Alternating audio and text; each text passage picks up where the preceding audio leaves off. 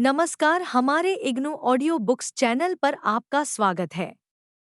इंदिरा गांधी राष्ट्रीय मुक्त विश्वविद्यालय, school of journalism and new media studies, सॉजन्स, सामुदायिक रेडियो में प्रमाण पत्र CCR, हिंदी CCRB JM 001 सामुदायिक रेडियो का परिचय।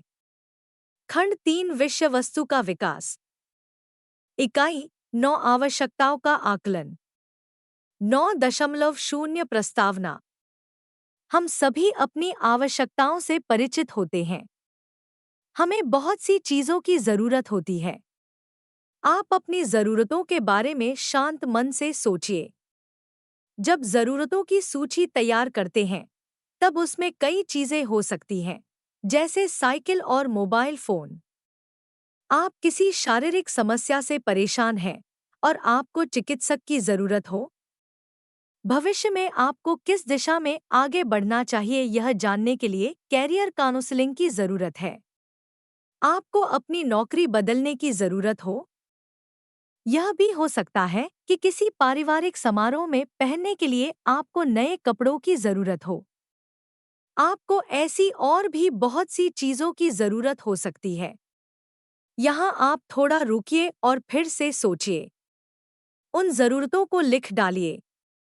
तैयार की गई नई सूची को सावधानी से पढ़िए, तब आप पाएंगे कि तैयार की गई सूची में कुछ चीजें ऐसी हैं जो आप चाहते हैं और कुछ ऐसी हैं जिनकी आपको वास्तव में जरूरत है। तब आप पाएंगे कि आपकी चाहत और आवश्यकता में काफी अंतर है। दोनों में क्या अंतर है? मेरियम वेबस्टर डिक्शनरी के अनुसार अंग्रेजी में किसी खास चीज की अत्यधिक चाहत हो तो उसके लिए वांट शब्द का प्रयोग किया जाता है, जबकि नीड शब्द हमारे पास किसी जरूरी चीज की कमी के संदर्भ में प्रयुक्त होता है। यद्यपि यह सही है कि वांट और नीड यानी चाहत और जरूरत के बीच कई बार अंतर कर पाना मुश्किल होता है और यह संदर्भ के मुताबिक प्रयोग में लाए जा सकते हैं। उदाहरण के लिए, एक व्यक्ति सुंदर दिखने के लिए अपना वजन कम करना चाहता है, जबकि हो सकता है स्वस्थ और ठीक रहने के लिए यह उसकी जरूरत हो। बिल्कुल सरल तरीके से यदि समझना हो तो कह सकते हैं कि नीड्स या जरूरत क्या है और क्या होना चाहिए के बीच का अंतर प्रकट करने वाला शब्द है। सामुदायिक विकास के संदर्भ में देखें तो नीड या जरूरत यथार्थ और आदर्श के बीच की बात है, जिसका अर्थ है कि ये दोनों ही सामुदायिक मूल्यों के रूप में स्वीकृत हैं और अंततः इनमें समुदाय को बदलने की ताकत है। विभिन्न क्षेत्रों में जरूरतों या नीड्स को अपनी तरह से वर्गीकृत किया गया है। जैसे शिक्षा के क्षेत्र में सीखना एक जरूरी और विशेष आवश्यकता है जो किसी नियम के विरुद्ध व्यक्तिगत और समूह के प्रदर्शन के बीच का अंतर बताता है। इसका अर्थ है कि यदि एक विद्यार्थी एक परीक्षा में उत्तीर्ण होने के लिए जरूरी अंकों से कम अंक प्राप्त करता है तो वहाँ नियम की जरूरत से तात्पर्य है। यहाँ नीड या जरूरत को छात्र के परीक्षा में अच्छे प्रदर्शन के साथ में पहचाना जा सकता है कि उस छात्र को परीक्षा में अच्छे प्रदर्शन के लिए कक्षा की पढ़ाई के अतिरिक्त कोचिंग की जरूरत है। यहाँ नीड या जरूरत शब्द से तात्पर्य छात्र की सक्रियता से है। इसका अर्थ है कि यदि कई छात्र अतिरिक्त कोचिंग के लिए अपना पंजीकरण करवाते हैं, तो इसका मतलब होता है कि वहाँ छात्रों की पढ़ाई संबंधी समस्या को सुलझाने के लिए शिक्षकों की संख्या में वृद्धि। इसी तरह और भी उदाहरण दिए जा सकते हैं। ज्यादातर सामुदायिक रेडियो स्टेशनों में कहा जा सकता है कि आवश्यक सूचनाओं का दायरा जन स्वास्थ्य और शिक्षा से लेकर मानवाधिकार, लोगों के वातावरण से जुड़ी चीजों के संरक्षण तक अत्यंत व्यापक है। सुरक्षा तथा समुदाय के लोगों के संपूर्ण रहन-सहन के उत्थान की दृष्टि से भी इनका व्यापक संबंध है। समुदाय की आवश्यकताओं का व्यापक सावधानीपूर्वक आकलन समुदाय के जीवन में बदलाव के लिए पृष्ठभूमि तैयार करता है तथा किसी समस्या विशेष के समाधान के लिए योजना तैयार करने के लिए आधार भूमि तैयार करता है। 9. एक उद्देश्य। इस इकाई में आप निम्नलिखित बिंदुओं पर जानकारी पा सकेंगे। सामुदायिक रेडियो की पहल के लिए सामुदायिक जरूरतों की समझ और उनका आकलन क्यों महत्वपूर्ण है? सामुदायिक और व्यक्तिगत जरूरतों को समझने के विभिन्न तरीके। सामुदायिक रेडियो की पहल के लिए सामुदायिक जरूरतों के आकलन से प्राप्त आंकड़ों का विश्लेषण कैसे करें? समुदाय के लिए संसाधनों की पहचान करना ताकि जातीय समुदाय के अध्ययन के लिए डाटाबेस या आधारभूत आंकड़े तैयार किए जा सकें। इस प्रकार समुदाय की जरूरतों के आकलन से प्राप्त विश्लेषित सूचनाओं के आधार पर आप सामुदायिक रेडियो प्रसारण के क्षेत्र में आवासित समुदायों के रहन-सहन के बारे में समझ विकसित कर सकेंगे। समुदाय के सदस्यों को रेडियो स्टेशन की प्रसारण गतिविधियों से जोड़ सकेंगे तथा आत्मविश्वास के साथ आप सामुदायिक जरूरतों को रेडियो कार्यक्रमों में प्रस्तुत कर सकेंगे। 9.2 जरूरतों का आकलन क्या है? जरूरतों का आकलन एक व्यवस्थित प्रक्रिया है जिसके द्वारा हम किसी व्यक्ति विशेष या व्यक्ति समूह की पहचान कर सकते हैं और उनकी व्याख्या कर सकते हैं। शैक्षणिक संस्थान, कृषि विश्वविद्यालय, कृषि विज्ञान केंद्र या नागरिक संगठनों के सामुदायिक रेडियो स्टेशन स्थापित करने के लिए लाइसेंस लेना पड़ता है। यह रेडियो स्टेशन अपने चारों तरफ 5 से 15 किलोमीटर के दायरे में आवासित समुदायों की जरूरतों को ध्यान में रखते हुए कार्यक्रमों का प्रसारण करता है। उनके लिए इसकी जरूरत है और उनसे अपेक्षा की जाती है कि समुदाय की जरूरतों के आकलन संबंधी गतिविधियों में विश्वसनीयता प्राप्त करें। जरूरतों का आकलन कार्यक्रमों के निर्माण के लिए महत्वपूर्ण औजार है। यह समुदाय की राय, उससे जुड़े मुद्दे, उसके हित तथा संसाधनों को समझने का एक तरीका है। समुदाय की आवश्यकताओं का आकलन एक निरंतर प्रक्रिया है। हम एक निश्चित दौर में समुदाय के भीतर चर्चित खास मुद्दों की पहचान के लिए जरूरतों का आकलन करते हैं। समय के साथ समुदाय की जरूरतें भी बदलती हैं। हमें हमेशा इस बात को ध्यान में रखना होता है कि समुदाय की जरूरतें हमेशा एक सी नहीं रहती। वे भी समय के साथ बदलती रहती हैं। उदाहरण के लिए शहर में मलिन बस्ती के लिए एक ऐसे स्कूल की जरूरत है जो उसके निकट हो ताकि वहां के बच्चे पैदल चलकर पढ़ाई के लिए स्कूल तक जा सकें। एक बार शिक्षा विभाग उस क्षेत्र में स्कूल स्थापित कर देता है तो समुदाय की जरूरत होती है कि स्कूल में बच्चों को पढ़ाने के लिए अच्छे अध्यापक उपलब्ध हों तथा कई बार तो अच्छे प्रदर्शन के लिए बच्चों को अतिरिक्त कोचिंग की भी जरूरत होती है। इस प्रकार आप देखते हैं कि समुदाय की जरूरत बदल गई है। अलग-अलग समुदायों की जरूरतें भी अलग-अलग होती हैं। कभी-कभी इन समुदायों के स्वार्थ भी आपस में टकराते हैं। उदाहरण के लिए एक ग्रामीण इलाके में किसी फैक्ट्री का निर्माण होता है तो वह उस समुदाय के किसी ऐसे वर्ग के लिए रोजगार तथा आर्थिक लाभ के अवसर ला सकती है जो इसका प्रबल पक्षधर रहा हो, लेकिन यह समुदाय के उस वर्ग के लिए विपरीत असर डालने वाला हो सकता है जो अपनी जमीन और मकान से बेदखल कर दिए गए हों। क्षेत्र के पर्यावरण संरक्षण के लिए भी यह खतरा हो सकती है। एक सामुदायिक रेडियो को ऐसे भिन्न जरूरतों वाले समुदाय को विचार रखने, उठाने और आवाज के लिए एक मंच प्रदान करना पड़ेगा ताकि वे एक साथ आकर व्यक्तियों व समुदाय की परस्पर विरोधी जरूरतों को ध्यान में रखते हुए किसी निष्कर्ष पर पहुंच सकें। 9.2 एक सामुदायिक और व्यक्तिगत आवश्यकताएं। यद्यपि सामुदायिक समस्याओं पर केंद्रित कार्यक्रम सामुदायिक रेडियो से प्रसारित किए जाते हैं, फिर भी सब बातें सामुदायिक रेडियो से प्रसारित नहीं की जा सकती। जैसा कि आप इस पाठ्यक्रम में सीख चुके हैं कि सामुदायिक रेडियो व्यक्तियों और समुदायों दोनों को अपनी आवश्यकताओं के बारे में आवाज उठाने और अपने विचार व्यक्त करने के लिए अवसर प्रदान करता है। उदाहरण के लिए यह हो सकता है कि सामुदायिक रेडियो के प्रसारण क्षेत्र में आवासित श्रोता समुदाय के बीच अलग भाषाभाषी समूह या सांस्कृतिक समूह अपनी विशेष कलाओं, संगीत, हस्तशिल्प, विशेष मेलों तथा उत्सवों आदि के साथ उपस्थित हो। सामुदायिक रेडियो ऐसी विशिष्ट स्थानीय परंपराओं के संरक्षण के लिए विशेष अवसर प्रदान करता है जो किसी अन्य माध्यम द्वारा संभव नहीं है। जैसा कि खंड 1 की इकाइयों में हम पढ़ चुके हैं कि सामुदायिक रेडियो के संदर्भ में कोई एक समुदाय नहीं है। वास्तव में तथ्य यह है कि समुदाय के बीच भी कई ऐसे समूह रहते हैं जिनके अपने स्वार्थ होते हैं और जो दबाव समूह के रूप में कार्य करते हैं। सामुदायिक रेडियो बड़े समुदाय के भीतर उपस्थित छोटे सांस्कृतिक समूहों को अपनी आवाज उठाने का अवसर देना सुनिश्चित करता है। इसके लिए पहला महत्वपूर्ण कदम यह होगा कि ऐसी भिन्नता वाले समूहों की एक सूची तैयार की जाए।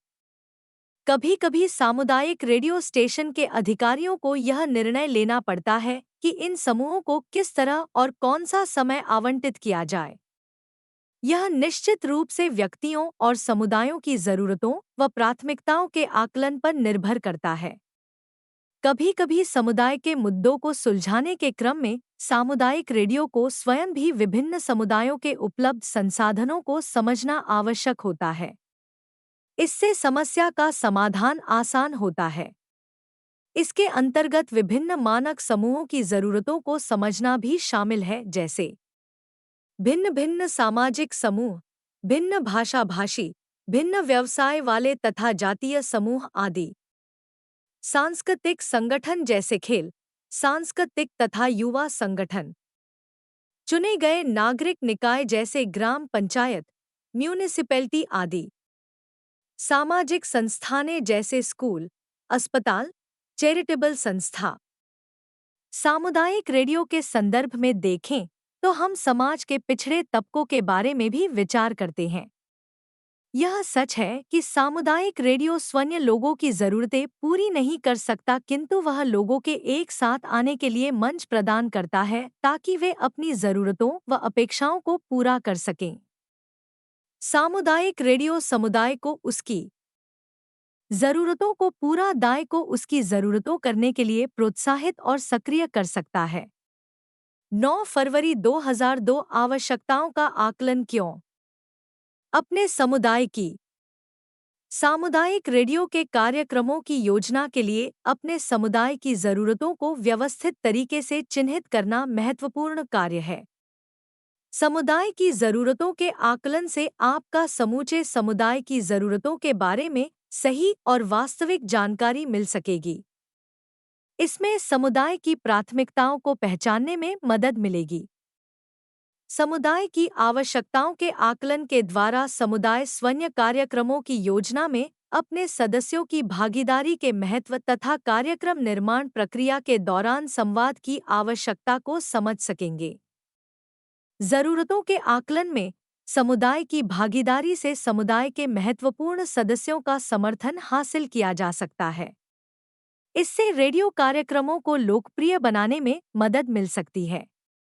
कभी-कभी लोग यह समझते हैं कि वे समस्या की प्रकृति, उसका कारण और उसकी व्याप्ति या समुदाय पर उसके प्रभाव को अच्छी तरह समझते हैं और अपने अनुभव के आधार पर आकलन कर जरूरतों का विकल्प प्रस्तुत कर सकते हैं। वास्तव में कई बार बहुत जानकार व्यक्ति भी उक्त विकल्प के अध्ययन से प्राप्त निष्कर्षों को देखकर आश्चर्यचकित होते हैं और इस तरह के आश्चर्यजनक निष्कर्षों को देखकर पता चलता है कि क्यों समुदाय के प्रभावी विकास व समस्या के व्यवहारिक हल के लिए समुदाय की जरूरतों के आकलन का सर्वेक्षण जरूरी होता है। इस तरह का व्यापक और गहन आकलन समुदाय या रेडियो कार्यक्रमों के योजनाकारों के लिए ज्ञानप्रद होगा। उपलब्ध संसाधनों के बेहतर इस्तेमाल से समुदाय की वास्तविक आवश्यकताओं की पूर्ति के लिए प्रभावी सिद्ध होगा, क्योंकि समस्याओं का समाधान वास्तविक कारणों को जानकर ही संभव हो सकता है। ज्यादातर समुदायों के पास संसाधनों की कमी होती है और इस तरह का आकलन बिना अतिरिक्त धन और समय की बर्बादी के अच्छे परिणाम देने में सहायक हो सकता है। जरूरतों के आकलन से समस्या के बारे में नए सिरे से जानने का अवसर प्राप्त होगा और यह भी पता चलेगा कि समस्या के वास्तविक स्वरूप के मद्देनजर कार्यक्रमों के वर्तमान स्वरूप को बदलकर नए कार्यक्रमों की रचना करनी चाहिए और क्या अब तक के कार्यक्रम जिन जरूरतों पर केंद्रित थे वे जरूरतें अब भी उपस्थित हैं। क्या उस दृष्टि से तैयार किए गए कार्यक्रम अब भी प्रभावी हैं? क्या उनको जारी रखा जा सकता है? जरूरतों का आकलन लोगों को अपने विचार रखने का अवसर देता है, उनके अनुभवों को जोड़ता है और इस तरह समुदाय के दूसरे सदस्यों से जानकारी सरल करने का अवसर प्रदान करता है। स्वयं की वास्तविकता का निर्धारण, व्यक्तिगत विकास और संतुष्टि। जरूरतों के बारे में जानना, उपलब्धि, वर्तमान स्थिति, जिम्मेदारी व विश्वसनीयता, जुड़ाव तथा जरूरतों से लगाव, परिवार, लगाव, रिश्ता, समूह आदि। सुरक्षा संबंधी जरूरतें, संरक्षण, सुरक्षा, आदेश, कानून, सीमाएं एवं स्थायित्व आदि। शारीरिक और मनोवैज्ञानिक जरूरतें, मूलभूत जरूरतें, वायु, भोजन, पानी, आवास आदि। 9.2 3 जरूरतों की विषय सूची है। मानव व्यवहार। मानव व्यवहार को समझने में अब्राहम मास्लो ने बड़े उपयोगी संदर्भ उपलब्ध कराए हैं। उन्होंने जरूरतों के संदर्भ में उच्चीकरण का सिद्धांत दिया है। उनके सिद्धांत के मुताबिक आधारभूत जरूरतों के 5 स्तर हैं। आवश्यकताओं के ये आधारभूत स्तर इतने व्यवस्थित हैं कि जब तक किसी व्यक्ति की पहले स्तर की जरूरत पूरी नहीं हो जाती तब तक दूसरे स्तर की जरूरत के बारे में वह महसूस ही नहीं करता। तीसरे स्तर की जरूरत उसके लिए तभी महत्वपूर्ण होती है जब दूसरे स्तर की जरूरत पूरी हो जाती है। ऐसे ही अगले स्तरों की जरूरतों के बारे में भी कहा जा सकता है। मास्लो के द्वारा बताई गई आधारभूत जरूरतों को दिए गए चित्र में दर्शाया गया है। देखें पृष्ठ 14। वास्तव में समुदाय की आवश्यकताओं के संदर्भ में यह वृहद दिशा निर्देश है कि और इन आवश्यकताओं के बाद और ऊंचे स्तर की जरूरतें होती हैं। इनमें सौंदर्य की सराहना तथा एकदम आध्यात्मिक किस्म की आवश्यकताओं को भी बेहतर समझदारी के लिए शामिल किया गया है। लगभग सभी समाजों के संदर्भ और परिस्थितियां उपस्थित रहती हैं जो व्यक्ति और समुदाय की जरूरतों को पूरा करने में बाधक होती है। सहभागी सामुदायिक विकास के लिए यह भी जरूरी है कि स्थानीय लोगों की आवाजें अक्सर रेडियो पर सुनाई दें और स्थानीय श्रोताओं का ध्यान आकर्षित करने के लिए ऐसे कार्यक्रमों की रचना जरूरी होती है जो समुदाय की जरूरतों को ध्यान में रखकर तैयार किए जाते हैं। इनमें व्यक्तिगत जरूरतों का आकलन भी आवश्यक होता है क्योंकि रेडियो व्यक्तियों की आवाजों के सहारे अपना काम करता है। आवश्यकताओं के आकलन के आंकड़े इस तरह किए जा सकते हैं। व्यक्तियों, समूहों तथा समुदाय के बारे में मुख्यतः सूचना रखने वाले लोगों के साथ बातचीत करके, घरेलू सामान का सर्वेक्षण के माध्यम से, ओपीएलईज, समुदाय के लोगों के लिए प्रशिक्षण और ध्यानाकर्षण सत्रों के आयोजन से तथा ऐसे स्रोतों का उपयोग करके जहां से द्वितीयक आंकड़े प्राप्त होते हैं।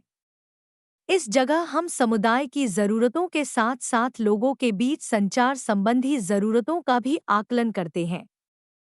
इस सेक्शन में हम देखेंगे कि किस तरह इस आकलन तक पहुंचा जा सकता है और किस तरह समुदाय की जरूरतों के बारे में एकत्र की गई सूचनाओं का इस्तेमाल किया जा सकता है। 9.3 आवश्यकताओं का आकलन कैसे करें? आवश्यकताओं के आकलन का कोई एक और सबसे अच्छा तरीका नहीं है जिसके आधार पर सभी उद्देश्य पूरे किए जा सके। इसलिए आवश्यकताओं के आकलन की शुरुआत के लिए सबसे अच्छा तरीका यह है कि हम अपने आप से कुछ सवाल करें। आवश्यकताओं का आकलन करके हम क्या पाना चाहते हैं? कौन सी जरूरतों का आकलन जरूरी है? हम किन सवालों का उत्तर जरूर चाहते हैं? आवश्यकताओं के आकलन के लिए हमारे पास कौन से साधन उपलब्ध हैं, जैसे समय, धन व दिमाग? उपलब्ध आंकड़ों का उपयोग किस तरह करने की योजना है? इन सवालों के आधार पर ही हम तय करते हैं कि हमें आवश्यकताओं के आकलन के लिए कौन सा तरीका अपनाना है। उदाहरण के लिए, अगर हमें समूचे समूह की आवश्यकताओं का आकलन करना है तो उसके लिए हमें समुदाय के अनेक लोगों से बात करने की आवश्यकता पड़ेगी। अगर हम बच्चों की जरूरतों का आकलन कर रहे हैं तो सीधे सवालों से शायद अपेक्षित उत्तर न मिले। अगर हम लोगों के यौन व्यवहार के बारे में जानकारी एकत्र करने का प्रयास कर रहे हैं, तो इसके लिए व्यक्तियों के समूह से बातचीत करने का विचार उपयुक्त नहीं होगा, क्योंकि हो सकता है लोग अन्य लोगों के सामने अपनी व्यक्तिगत आदतों के बारे में बात करना पसंद न करें। अगर हम नीतियों में बदलाव के लिए प्रयासरत हैं, तो इसके लिए हमें समुदाय के नेताओं और दूसरे प्रमुख व्यक्तियों के विचार जानने की जरूरत होगी। पुनः अगर हम सवालों के त्वरित उत्तर जानना चाहते हैं और हमारे पास ऐसे स्रोत सीमित हैं, तो शायद इसके लिए हम घर घर जाकर सर्वेक्षण करने में सक्षम न हो, क्योंकि ऐसा करने के लिए हमें फील्ड इन्वेस्टिगेटर और सुपरवाइजरों आदि की आवश्यकता होगी। सामान्यतः हम किसी विधाय को समग्रता से समझने के लिए सर्वेक्षण के कई तरीकों को एक साथ जोड़कर चलते हैं। इन उदाहरणों में वास्तव में हम सर्वेक्षण के कई तरीकों को सूचीबद्ध कर लेते हैं, ताकि हम सर्वेक्षण के प्रत्येक तरीके की अच्छाइयों और सीमाओं के बारे में विस्तार से विचार विमर्श कर सकें। एक अध्ययन। इंडोनेशिया में एक प्रदेश है, बाली। वहां 12 अक्टूबर 2002 को कुटा के पर्यटन केंद्र पर आतंकी हमले के बाद अचानक वित्तीय संकट उत्पन्न हो गया और पुनः अक्टूबर 2005 को देनपासार के आसपास 3 आत्मघाती हमले हुए। पूर्वी बाली में एक अनजाना सा गांव है, टुलिप कप, जिसकी आबादी जून 2004 में 7132 थी। इन हमलों का इस द्वीप की सामाजिक आर्थिक स्थिति पर बड़ा नकारात्मक असर पड़ा। टुलिप कप की स्वास्थ्य संबंधी सामाजिक विकास संबंधी आवश्यकता के लिए रणनीति तैयार करने की दृष्टि से एक सहभागी आकलन के लिए टुलिप कप के स्वास्थ्य संचार संबंधी स्रोतों को आमंत्रित किया। सर्वेक्षण 2 भागों में संपन्न हुआ। पहले भाग में समुदाय की जरूरतों और साधनों के संदर्भ में हिस्सेदारों के साथ बातचीत, योजना तथा सूचनाओं का संग्रह और उनका विश्लेषण शामिल किया गया। दूसरे भाग में समुदाय के विकास की रणनीति तैयार करने के लिए समुदाय के सदस्यों से संबंधित मुद्दों के बारे में विचार विमर्श करना, ताकि मुद्दों के बारे में उनकी स्पष्ट राय प्राप्त की जा सके। प्रमुख सूचना देने वाले व्यक्तियों तथा सामूहिक संवाद, क्षेत्रीय निरीक्षण तथा प्राप्त द्वितीयक आंकड़ों को एकत्र करने के लिए त्वरित स्वविश्लेषण के तरीकों, मेथड ऑफ रैपिड अप्रेजल का इस्तेमाल किया गया। प्रमुख सूचनादाताओं से पूछने के लिए एक प्रश्नावली तैयार करके निम्नलिखित विषयों पर सूचनाएं एकत्र की गईं। मीडिया संदर्भ। समुदाय की आवश्यकताओं और समस्याओं को समझना। सामुदायिक धरोहर या सामाजिक वस्तुओं की पहचान तथा स्वास्थ्य शिक्षा, युवा तथा समाज सेवा संबंधी फीडबैक। इसके लिए पिछड़े और गरीब परिवारों को छांटा गया। ऐसे छोटे समूहों से अलग से उनके परिसर के एकांत में विचार विमर्श किया गया। इससे न केवल उनकी समस्याओं को निकट से समझने का अवसर मिला, अपितु टुलिप कप में रहने वाले इन वंचित समूहों के रहन-सहन के बारे में तुलनात्मक अध्ययन भी किया गया। इस तरह व्यक्तियों और समुदाय के बारे में प्राप्त सभी आंकड़ों को विश्लेषित किया गया और व्यक्तिगत तथा समुदाय की निम्नलिखित जरूरतों के बारे में जानकारी प्राप्त हुई। क्षेत्र में लोगों के लिए रोजगार का प्रमुख स्रोत ईंट बनाना था। बाद में यह उद्योग देश के दूसरे हिस्से में स्थानांतरित कर दिया गया। अतः टुलिप कप के लोग बेरोजगार हो गए। रोजगार प्राप्त करने के लिए ईंट बनाने के काम के अलावा वे कोई दूसरा काम नहीं जानते थे। टुलिप कप में एक सरकारी स्वास्थ्य केंद्र था। बम धमाकों में इस स्वास्थ्य केंद्र के 2 कर्मचारियों की मौत हो गई। जिस नए कर्मचारी को इंडोनेशिया की मुख्य भूमि से इस स्वास्थ्य केंद्र पर भेजा गया था, वह वहां आना नहीं चाहता था। फलतः स्वास्थ्य सेवाओं की गुणवत्ता में कमी आ गई। परिणामतः टुलिप कप के लोगों के स्वास्थ्य की गुणवत्ता में गिरावट आ गई। यह सूचना समुदाय के सदस्यों द्वारा दी गई। उन्होंने बताया कि टुलिप कप के कम से कम 50% बच्चे अपने अभिभावकों को उनके कार्य के स्थान पर सहयोग करते थे। सामान्यतः स्कूली शिक्षा के बाद उनका अकादमिक प्रदर्शन निम्न श्रेणी का हो जाता था। ऐसी स्थिति में समुदाय के लोग इस समस्या के समाधान के लिए रेडियो स्टेशन की ओर देखते थे, क्योंकि रेडियो स्टेशन अपने प्रसारणों में समुदाय के लोगों की समस्याओं के समाधान का प्रयास करता था। 9.3 एक सर्वेक्षण का तरीका, सर्वे अप्रोच। इस पद्धति से कोई भी व्यक्ति प्रतिनिधि उदाहरण द्वारा समुदाय के सभी वर्गों से सूचनाएं प्राप्त करता है।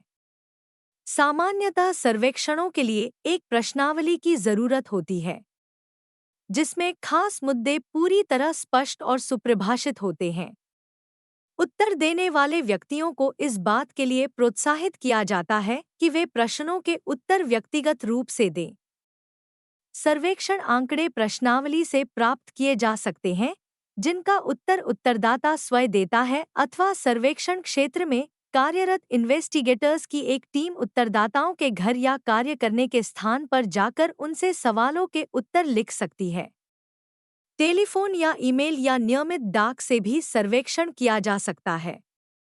सामुदायिक रेडियो के संदर्भ में बात करें तो वह भौगोलिक दृष्टि से एक सुनिश्चित और छोटे क्षेत्र में कार्य करता है और इसके क्षेत्र में पिछड़े तबके के ऐसे लोग भी शामिल होते हैं जो साक्षरता, डाक और टेलीफोन आदि की दृष्टि से संपन्न नहीं है। ऐसी स्थिति में सूचनाएं एकत्र करने के लिए घर घर जाकर सर्वेक्षण करना सबसे अच्छा तरीका होता है। सर्वेक्षण के लिए तैयार किए गए सवाल निश्चित उद्देश्य को ध्यान में रखकर तैयार किए जाते हैं तथा सुपरिभाषित होते हैं। इसमें उत्तरदाताओं की सुविधा के लिए सवालों के कई उत्तर लिख दिए जाते हैं ताकि वे अपने मन मुताबिक उत्तर का चयन कर सकें। उत्तरदाता अपनी स्वतंत्र राय भी दे सकता है। सवालों के मनमाफिक उत्तर देने की सुविधा से अच्छी और अधिक विश्वसनीय सूचनाएं प्राप्त होती हैं, लेकिन इसके लिए प्रखर मस्तिष्क तथा सवालों के संभावित उत्तर तैयार करने के लिए पर्याप्त समय की आवश्यकता होती है। सर्वेक्षण पद्धति के लाभ। सर्वेक्षण पद्धति के कई लाभ हैं, जैसे एक, इस पद्धति से जो आंकड़े प्राप्त होते हैं वे अधिक विश्वसनीय और वैध होते हैं तथा इनसे समुदाय की सही तस्वीर प्रस्तुत करने में मदद मिलती है। पीओएफ 2, इसमें समुदाय के किसी वर्ग विशेष के प्रतिनिधि विचार तथा मानसिकता का वास्तविक स्वरूप समझा जा सकता है। 3, इससे व्यापक अनुमान प्राप्त होते हैं। तात्पर्य यह है कि समस्या की व्यापकता या उसके प्रति समुदाय के लोगों की मानसिकता को समझने में मदद मिलती है।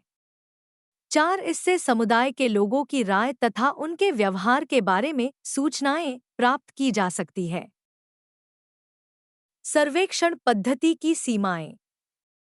इस पद्धति की निम्नलिखित सीमाएं हैं। इस पद्धति से योजना, कार्यान्वयन तथा विश्लेषण के लिए बड़ी मात्रा में तकनीकी दृष्टि से सक्षम लोगों की आवश्यकता होती है। 2, सर्वेक्षण में सहायक साधनों का निर्माण करना होता है।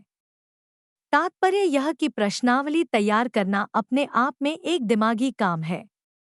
इसमें प्राप्त होने वाले उत्तरों के लिए वैकल्पिक सवालों की कल्पना करना अपेक्षित होता है। इस तरह बहुत आयामी उत्तरों का विश्लेषण कठिन होता है। 3, इसके लिए स्टाफ, समय, दिमाग और धन आदि की आवश्यकता होती है। 4, कभी-कभी इस पद्धति से प्राप्त आंकड़ों का अलग मूल्य होता है। तात्पर्य यह कि कभी-कभी उत्तरदाता भेंटकर्ता को खुश करने के लिए ऐसे उत्तर दे देता है जिनकी भेंटकर्ता को अपेक्षा होती है और ऐसे उत्तरों में व्यक्तिगत राय या व्यवहार शामिल नहीं होता। जब हम किसी समुदाय का आंतरिक परिचय तैयार कर रहे होते हैं तो कोशिश होती है कि समुदाय की सामान्य मानसिकता, उसके विश्वास और समुदाय के भीतर पल रही समस्याओं के बारे में जान सकें। इसके लिए सर्वेक्षण सबसे उत्तर पद्धति है और इससे समुदाय की सामाजिक, आर्थिक तथा डेमोग्राफिक आवश्यकताओं को बेहतरी से समझा जा सकता है। 9.3 2 विशिष्ट समूहों से भेंटवार्ता। एक समूह के साथ भेंटवार्ता सामूहिक प्रक्रिया है जिसमें एक शोधकर्ता द्वारा 9 से 12 लोग चुने जाते हैं। इनसे सामूहिक विचार विमर्श द्वारा किसी स्पष्ट और सुपरिभाषित विषय पर व्यापक जानकारी एकत्र की जाती है।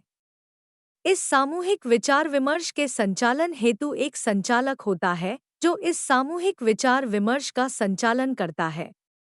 यह संचालक विचार विमर्श हेतु बहुत से सवाल पूछता है। सामान्यतः विचार विमर्श हेतु होमोजियस ग्रुप संदर्भ के अनुसार तैयार किया जाता है। उदाहरण के लिए कुछ संस्कृतियों में पुरुषों की उपस्थिति में महिलाएं सार्वजनिक रूप से बात नहीं करती। ऐसी स्थिति में सामूहिक विचार विमर्श हेतु स्त्री पुरुषों को एक साथ नहीं बुलाया जा सकता। इसी तरह जातियों के संदर्भ में ऊंची और नीची जाति के लोगों को एक साथ बैठाना युक्ति संगत या उपयोगी नहीं होगा। फिर भी एक तैयार करने में महत्वपूर्ण बात यह है कि समूह के सदस्य एक दूसरे से अच्छी तरह परिचित हों तथा एक दूसरे के सामने अपनी आवश्यकताओं के बारे में बताते समय किसी के मन में कोई झिझक न हो। यह सामूहिक विचार विमर्श 1 से 1.5 घंटे में या अधिक से अधिक 2 घंटे में समाप्त हो जाना चाहिए। संचालन की जिम्मेदारी है कि वे इस सामूहिक विचार विमर्श को निर्धारित विषय तक केंद्रित रखें और यह सुनिश्चित करे कि विचार विमर्श हेतु आए समूह के सभी सदस्यों चत करे कि विचार विमर्श हेतु आए समूह के सके विचार सामने आ जाएं। समूह की आवश्यकताओं के आकलन के लिए सामूहिक विचार विमर्श से लाभ। एक लोगों को एकत्र करना अपेक्षा आसान होता है और इसके द्वारा समुदाय में एक राय बनाने वाले लोगों को एक छत के नीचे लाया जा सकता है। इससे सूचनाएं तेजी से एकत्र की जा सकती हैं। 2 ऐसे मुद्दे जिनकी गंभीरता से जरूरत होती है सुनिश्चित किए जा सकते हैं। यह सर्वेक्षण की तुलना में अधिक अच्छा होता है। 3 सामूहिक विचार विमर्श के लिए विचार और सूचनाओं की जरूरत होती है और उससे प्रतिक्रियाओं में बड़ी स्पष्टता आती है। 4 प्राप्त सूचनाओं पर तेजी से कार्य किया जा सकता है। कमियां। 1 संचालक को बेहद समझदार होना जरूरी है ताकि वह समूह के बीच के विचार विमर्श के मुद्दों पर केंद्रित रख सके। 2 कभी-कभी यह भी होता है कि कोई व्यक्ति विशेष बहुमत के विचार से अलग विचार रखता है, लेकिन संकोच की वजह से सबसे सामने अपनी बात रख नहीं पाता और इस तरह वह तब जबरन बहुमत की राय सुनिश्चित करने में मदद करता है। व्यक्ति विशेष की स्वतंत्र राय का कोई महत्व नहीं होता है। 3 प्रतिभागियों का चयन किया जाए जो चयन का तरीका व्यापक होना आवश्यक है। अन्यथा सामूहिक विचार विमर्श में समुदाय की वास्तविक जरूरतों या सामान्य जन के विचार प्रतिबिंबित नहीं हो पाते। 4 सभी प्रतिभागियों की प्रतिभागिता एक जैसी नहीं होती। शर्मीले और चुप रहने वाले व्यक्तियों पर दूसरों के विचार हावी हो जाते हैं और उनके विचारों का समावेश नहीं हो पाता। इस तरह से सामूहिक विचार विमर्श तब अधिक उपयोगी होते हैं जब उसमें ऐसे विषयों का समावेश हो जो शोधकर्ताओं के ध्यान में नहीं आते। 9.3 विकासशील सामुदायिक मंच। कभी-कभी सामुदायिक जरूरतों को समझने का सबसे अच्छा रास्ता या तरीका पब्लिक मीटिंग या जन सभाएं होती हैं। एक रेडियो स्टेशन, रेडियो क्लब, समुदाय के भीतर उपस्थित विशेष श्रोता समूह आदि को पब्लिक फोरम या जनमंच के रूप में स्थापित करके उन्हें सक्रिय समर्थन दे सकता है ताकि समुदाय के लोग निरंतर आपस में मिलते रहें और उनसे लगातार सूचनाएं, प्रतिक्रियाएं, समुदाय की राय, उसकी जरूरतों के बारे में विचार विमर्श और उन समस्याओं और मुद्दों के बारे में बात कर सकें जिनसे समुदाय के लोग जूझ रहे होते हैं। समुदाय के सभी सदस्यों को इस बात के लिए प्रोत्साहित करना चाहिए कि वे फोरम की बैठकों में हिस्सा लें और अपनी बात व राय लोगों के सम्मुख रखें। इस तरह के विचार विमर्श के कई लाभ होते हैं। लाभ और उन पर। एक ऐसे जनमंच अपेक्षाकृत आसानी से संगठित किए जा सकते हैं और उन पर आने वाला खर्च न के बराबर होता है। 2 जनमंच मात्र एक बार किया जाने वाला क्रियाकलाप नहीं है, बल्कि यह एक निरंतर प्रक्रिया है जिसके माध्यम से समुदाय के लोग आपस में विचार विमर्श करते हैं। तथा इस तरह अपने विचारों का आदान प्रदान करते हैं। 3. किसी मुद्दे पर समुदाय के लोगों के मध्य जागरूकता उत्पन्न करने में सहायक होते हैं, क्योंकि जनमंच में व्यापकता और खुलेपन के साथ समुदाय के लोग भी भाग लेते हैं। तथा 4. इस तरह के विचार विमर्श से यह भी पता चलता है कि किसी खास मुद्दे पर लोग किस तरह तुरंत एकजुट हैं या विभाजित हो जाते हैं। कमियां: एक, बहुत से लोग इस तरह के फोरम को बहुत गंभीरता से नहीं लेते। यह भी हो सकता है कि फोरम में विचार विमर्श के लिए होने वाली प्रतिभागिता में जिस तरह का प्रतिनिधित्व अपेक्षित है वैसा न हो सके। 2. कभी-कभी इस तरह के जनमंचीय विचार विमर्श में बहुत अधिक विवाद उत्पन्न हो सकता है तथा दो समूहों के बीच तनाव पैदा हो सकता है और हो सकता है कि सामुदायिक जरूरतों से जुड़े मुद्दे गौण हो जाएं। 3. इस प्रकार की जनसभाएं कई बार समुदाय की आवश्यकताओं के समाधान को लेकर अत्यधिक अपेक्षाएं जागत कर देती हैं, जो एक रेडियो स्टेशन के विषय क्षेत्र से बाहर होती है। 4. इस तरह की जनसभाओं के लिए बड़े समूह का प्रबंधन बहुत कठिन होता है। 9.3. 4. व्यक्तिगत भेंटवार्ताएं तथा विचार विमर्श। इस माध्यम में समुदाय के प्रमुख व्यक्तियों जैसे समुदाय के नेतागण, निर्णय लेने वाले या समुदाय के बारे में जानकारी रखने वाले लोगों से समुदाय की जरूरतों और उनसे जुड़े कई मुद्दों को समझने में सहायता लेने की दृष्टि से संपर्क किया जाता है और उनसे जो सूचनाएं प्राप्त होती हैं, उन्हीं सूचनाओं का समुदाय की जरूरतों का प्रतिबिंब मान लिया जाता है। यहाँ यह बताना जरूरी है कि समुदाय के ऐसे महत्वपूर्ण व्यक्ति जो सूचना देते हैं, सामान्यतः आर्थिक दृष्टि से संपन्न तथा समाज में अग्रणी होते हैं, लेकिन यह आवश्यक नहीं कि वे समुदाय की जरूरतों के बारे में भी बहुत अच्छी तरह जानते हों। फिर भी सूचना ने प्राप्त करने के लिए उनके पास जाना समस्याओं के समाधान की दृष्टि से कई बार उपयोगी होता है। सामुदायिक रेडियो कार्यक्रमों के माध्यम से विज्ञान और तकनीकी विभाग की स्वास्थ्य एवं पोषण परियोजना को समुदायों के बीच चलाने के लिए द कॉमनवेल्थ ऑफ लर्निंग को आमंत्रित किया गया। प्रथम चरण में द कॉमनवेल्थ ऑफ लर्निंग ने तय किया कि प्रत्येक समुदाय की स्वास्थ्य एवं पोषण संबंधी जरूरतों का आकलन किया जाए। इस काम के लिए समुदाय के लिए काम करने वाले महत्वपूर्ण सूचनादाताओं जैसे डॉक्टर, पोषण विशेषज्ञ तथा मिडवाइफ से संपर्क किया गया। उन्होंने समुदाय के लोगों की खानपान संबंधी आदतों, समुदाय के लोगों में पोषक तत्वों की कमी की सामान्य शिकायतों आदि के बारे में महत्वपूर्ण जानकारी प्रदान की तथा स्वास्थ्य संबंधी मुद्दा जो समुदाय के लोगों की स्वास्थ्य एवं पोषकता संबंधी जरूरतों को समझने व उनके आकलन की दृष्टि से किए जाने वाले सर्वेक्षण के लिए तैयार की जाने वाली प्रश्नावली का प्रारंभिक बिंदु बन गया। इन विशेषज्ञों ने अपने सुझाव तथा समाधान भी सुझाए जिन्हें सामुदायिक रेडियो के कार्यक्रमों की विषय वस्तु के रूप में समाविष्ट करके एक विशेष प्रकार से तैयार किए गए कार्यक्रम के रूप में इसका प्रसारण शुरू किया गया। लाभ: एक, समुदाय के प्रमुख नेताओं तथा विशेषज्ञों को पहचानना और उन तक पहुंचना बहुत आसान होता है। 2, इसमें भेंटवार्ता के लिए प्रश्न तैयार करना, पूछना, रिकॉर्ड करना तथा उनका विश्लेषण करना आसान होता है। 3, समस्याओं या जरूरतों के निवारण की दृष्टि से प्रमुख सूचनादाताओं का सहयोग महत्वपूर्ण होता है। कमियां: 1, आयु, व्यवसाय, शिक्षा तथा आय आदि के कारण प्रमुख सूचनादाता द्वारा की गई सूचनाएं पक्षपातपूर्ण हो सकती हैं।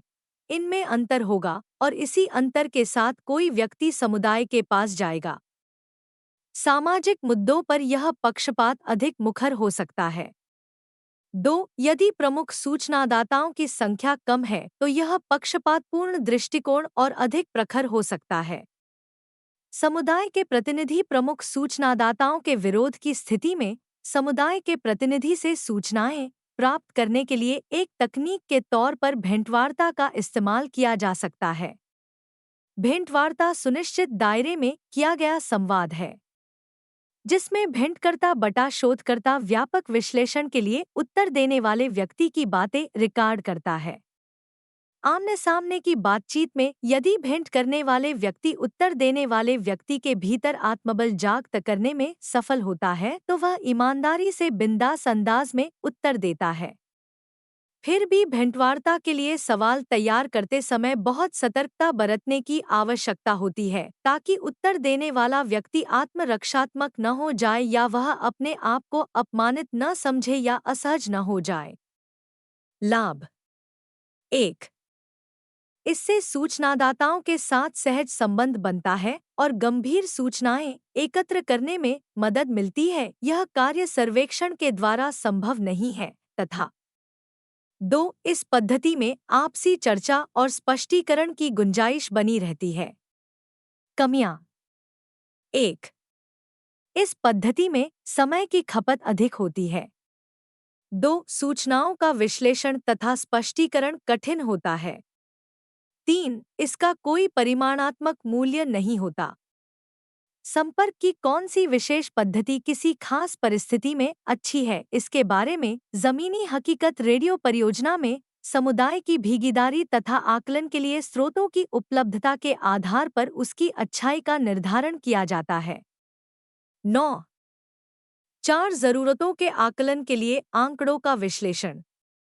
सामुदायिक रेडियो के लिए समुदाय की जरूरतों के आकलन से संबंधित आंकड़े समुदाय को अपनी जरूरतों के बारे में बताने के लिए एक मंच प्रदान करते हैं, विशेषज्ञों के साथ बातचीत करें, उनका समाधान प्रस्तुत करते हैं या फिर खास जरूरतों के बारे में विभिन्न हिस्सेदारों के विचारों के आदान प्रदान के लिए एक दूसरे के निकट लाते हैं। प्रत्येक रेडियो स्टेशन इन आंकड़ों का व्यवस्थित विश्लेषण करके उनका दस्तावेज तैयार करता है। कई तरह से इन आंकड़ों का विश्लेषण किया जा सकता है। एक अनुभवी शोधकर्ता सामान्यतः आंकड़ों के विश्लेषण के लिए साधारण तरीकों तथा तकनीकों का उपयोग करता है, परंतु इनमें सभी समूह सर्वेक्षण आंकड़े, विशिष्ट विचार बिंदु तथा परिचर्चा समूह की रिपोर्ट, जननीतियों के पुनरीक्षण से प्राप्त सूचनाएं तथा वर्तमान में समुदाय की आवश्यकताओं के स्वरूप का पुनरीक्षण शामिल होता है। यह एक चुनौतीपूर्ण प्रक्रिया हो सकती है, लेकिन यह समस्या तथा उसक समाधान के लिए सामुदायिक स्वामित्व की दृष्टि से लाभदायक हो सकता है। विश्लेषण के लिए अक्सर आंकड़ों को कंप्यूटर में डाला जाता है या फिर व्यक्तिगत रूप से इनकी गणना की जाती है। प्रश्नावली आधारित सर्वेक्षण के संदर्भ में प्रत्युत्तरों का विश्लेषण आवश्यक होता है। प्रत्युत्तर देने वाले लोगों की संख्या तथा अनेक उत्तरों में से एक उत्तर चुनने की सुविधा को परिमाणात्मक आंकड़े की संज्ञा दी जाती है। ये परिमाणात्मक आंकड़े सामान्यतः ग्राफ सारणी तथा चार्ट के सहयोग से तैयार किए जाते हैं। प्रत्युत्तर लिखना आवश्यकताओं की पहचान, उन्हें समूहबद्ध करना तथा समान आवश्यकताओं या सम्मतियों को एक साथ रखना ये गुणात्मक आंकड़े कहलाते हैं। गुणात्मक आंकड़ों के लिए उद्देश्य विषय तथा मुद्दों के अनुसार समूह तैयार करने की प्रथा रही है। जिन सवालों के उत्तर के लिए बहुत से वैकल्पिक उत्तर दिए गए होते हैं, उनका विश्लेषण प्रत्येक उत्तर का प्रतिशत दर्शाकर या चार्ट या रंगीन चित्र डायग्राम के माध्यम से दिखाया जा सकता है। किसी केंद्रीय बिंदु पर विचार विमर्श के आंकड़ों का विश्लेषण प्रश्नावली सर्वेक्षण द्वारा प्राप्त प्रत्युत्तरों के विश्लेषण के समान ही होता है। इसमें गुणात्मक आंकड़े बनते हैं। दर्ज किए गए आंकड़ों का पुनरीक्षण विश्लेषण की दूसरी सीढ़ी है। बाकी के उद्देश्यों के लिए यह महत्वपूर्ण है। आंकड़ों की मदद से किसी निष्कर्ष पर पहुंच पाते हैं। किसी समुदाय की जरूरतों के आकलन संबंधी रिपोर्ट सूचनाओं के संक्षिप्तीकरण से तैयार की जाती है। विश्लेषकों के निष्कर्ष आंकड़ों पर आधारित होते हैं।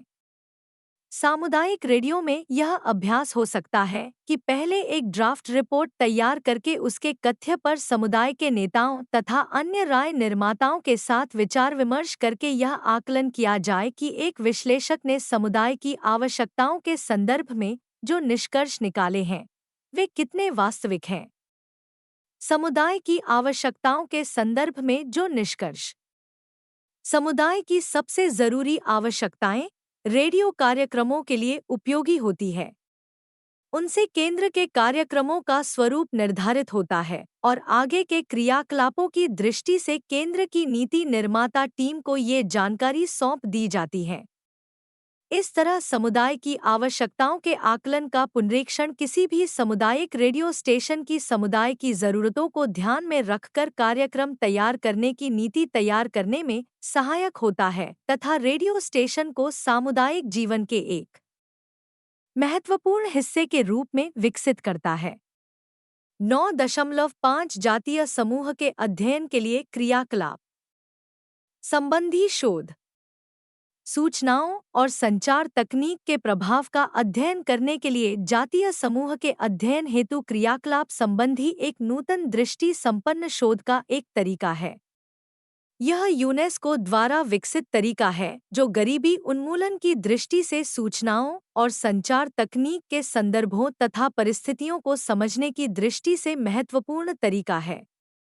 5 देशों में संचालित 8 परियोजनाओं से प्राप्त अनुभवों के आधार पर इन जातीय समूह या रिपोर्ट को सामुदायिक रेडियो के लिए एक मार्गदर्शक दस्तावेज के रूप में तैयार किया गया है। इसमें शोध के रूप शामिल है। जातीय समूह का अध्ययन एथनोग्राफी, क्रियाकलाप संबंधी शोध एक्शन रिपोर्ट। जातीय समूहों के अध्ययन के लिए शोध एक पारंपरिक तरीका है जिसके माध्यम से विभिन्न जातीय संस्कृतियों के बारे में समझ विकसित की जाती है। क्रियाकलाप संबंधी शोध नई परिस्थितियों के संदर्भ में जातीय समूह में संचालित नए क्रियाकलापों के बारे में समझ विकसित करने के लिए इस्तेमाल किया जाता है। इस जातीय समूह के अध्ययन का उपयोग शोध प्रक्रिया को रास्ता दिखाने के लिए करते हैं तथा क्रियाकलापों संबंधी शोध का इस्तेमाल परियोजनाओं और क्रियाकलापों को शोध से जोड़ने के लिए करते हैं। जातीय क्रियाकलाप संबंधी अध्ययन का प्रारूप इस तरह तैयार किया जाता है कि वह विकासशील संचार परियोजनाओं और शोध के संदर्भ में एक लचीला और स्वीकार्य रास्ता उपलब्ध करा सके। जातीय समूह का अध्ययन स्थानीय जरूरतों तथा संदर्भों को व्यापक रूप से समझने का मार्ग प्रशस्त करेगा।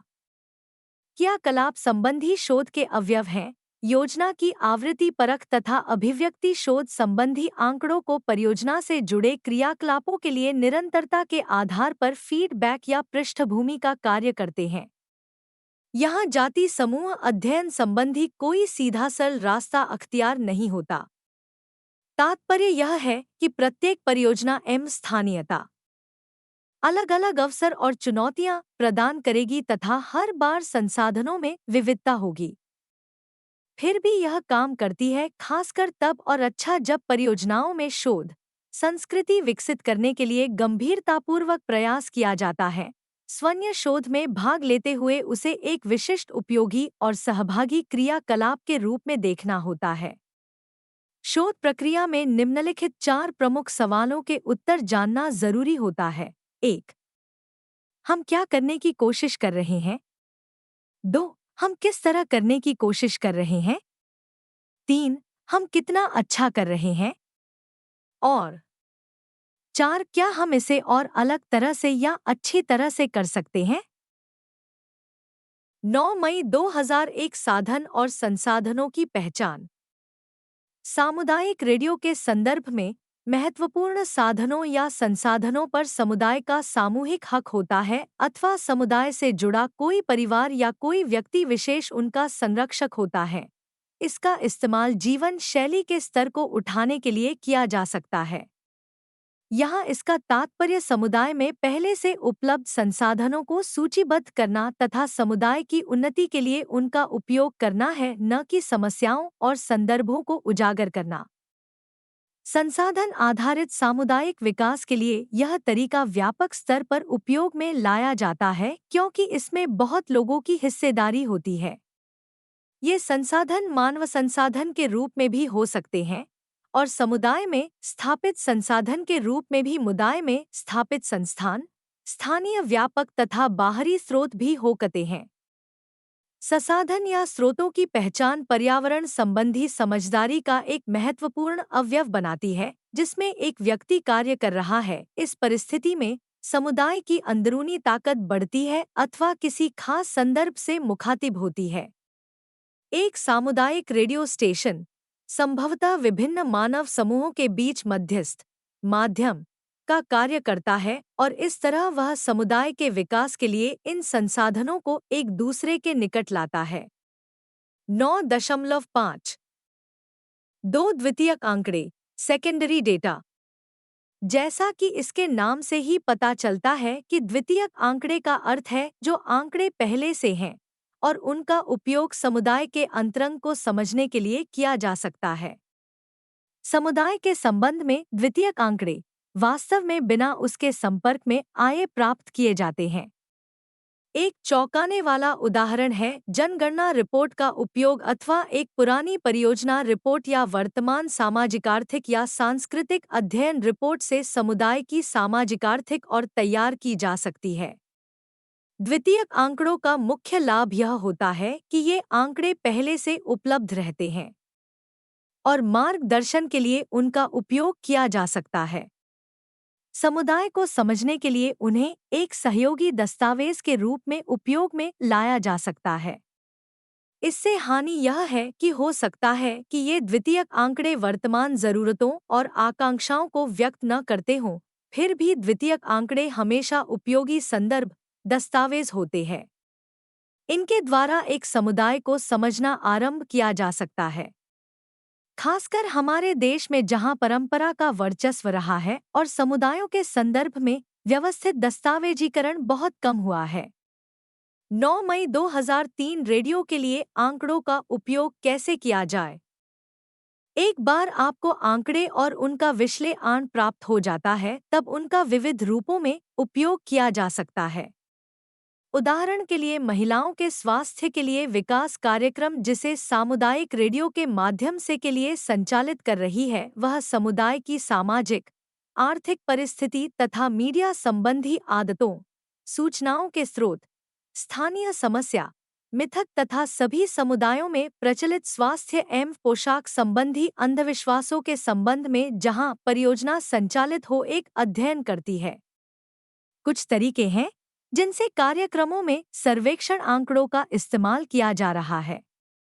महिलाओं को रेडियो सुनने के लिए कौन सा समय सबसे अधिक सुविधाजनक है?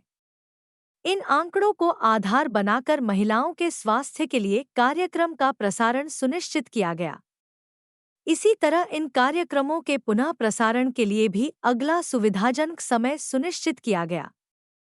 ये आंकड़े महिलाओं के स्वास्थ्य एवं पोषण से जुड़े मिथकों तथा अंधविश्वासों के बारे में सूचनाएं उपलब्ध कराते हैं।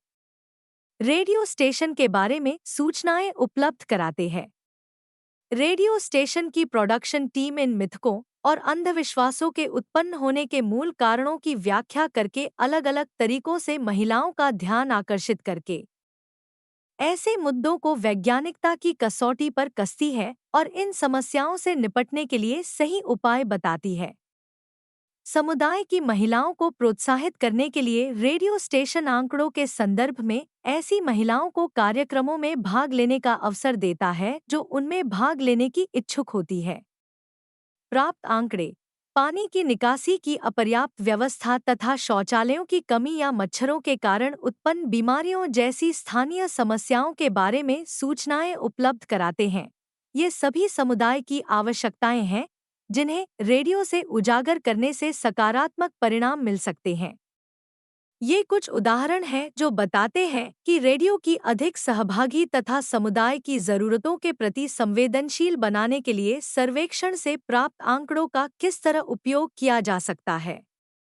यहाँ स्पष्टतः समझना चाहिए कि समुदाय की जरूरतों के आकलन के लिए विभिन्न तकनीकों की जो सूची ऊपर दी गई है वह अंतिम नहीं है। एक को दूसरी के विकल्प के तौर पर इस्तेमाल नहीं किया जा सकता और न ही समुदाय को समझने के लिए कोई एक तकनीक पर्याप्त होती है। जैसा कि इस खंड के प्रारंभ में बताया गया है कि कोई तकनीक ऐसी नहीं है जो सभी जगह इस्तेमाल की जा सके। ये सभी शोध के तरीके हैं जिनका उपयोग समाज विज्ञान में किया जाता रहा है और टी यहाँ इनके बारे में इसलिए बताया गया है ताकि समुदाय के साथ साथ रेडियो स्टेशन के प्रति स्वामित्व की भावना विकसित करने के लिए विविध तरीकों से मूलभूत समझ विकसित की जा सके। 9.6 सारांश।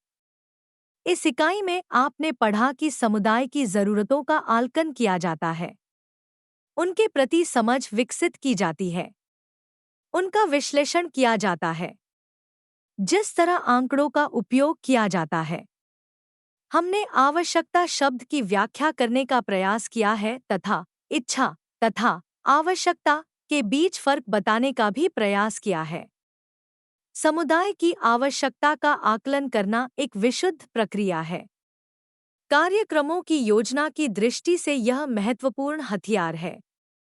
यह लक्षित समुदाय की जरूरतों को समझने, राय कायम करने, मुद्दे समझने, रुचियों को जानने तथा संसाधनों को पहचानने का महत्वपूर्ण तरीका है। जरूरतों का आकलन केवल एक बार किया जाने वाला अभ्यास नहीं है क्योंकि समय के साथ जरूरतें बदलती हैं या वे और घनीभूत होती हैं।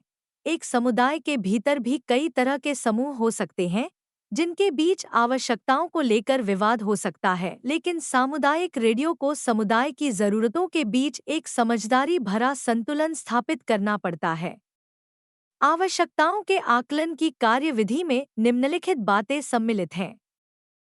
समुदाय का सर्वेक्षण, सामूहिक बातचीत या भेंटवार्ताएं, सामुदायिक मंच, मुख्य सूचनादाताओं तथा विशेषज्ञों से राय मशविरा भेंटवार्ताएं, उपलब्ध आंकड़ों तथा रिपोर्ट का विश्लेषण, संसाधनों की पहचान।